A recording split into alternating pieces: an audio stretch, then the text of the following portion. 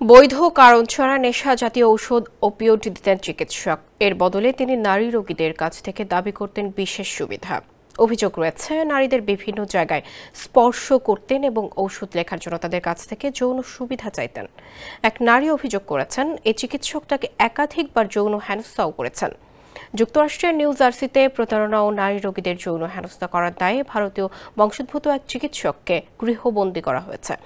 সংবাদ মাধ্যম এনডিটিভি জানিয়েছে, রিতেশ কালরা নামে 51 বছর বয়সী ওই চিকিৎসকের বিরুদ্ধে মামলা হয়েছে।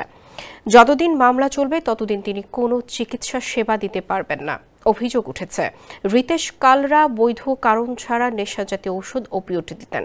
এর বদলে তিনি নারী রোগীদের থেকে যৌন সুবিধা দাবি করতেন। স্যান্ডেলিনা সো, রূপচর্চায় আভিজাত্য। এছাড়া প্রতারণা করে নিউ জার্সি মেডিকেলে অ্যাপয়েন্টমেন্টের জন্য বিল করেছেন তিনি, যেসব অ্যাপয়েন্টমেন্ট কখনো হয়নি। কয়েকজন নারী জানিয়েছেন, ঔষধ লেখার বিনিময়ে অনৈতিক সুবিধা চাইতেন চিকিৎসক রিতেশ। মার্কিন অ্যাটর্নি অ্যালিনা হাব্বা বলেছেন, চিকিৎসকদের দায়িত্ব অনেক বেশি, আর রিতেশ এক্ষেত্রে তার অবস্থানের অপব্যবহার করেছেন, রোগীদের সঙ্গে করেছেন প্রতারণা। যারা চিকিৎসার নামে যৌন সুবিধা নেওয়ার চেষ্টা করবে তাদের সবাইকে বিচারের আওতায় আনা হবে বলে জানিয়েছেন তিনি।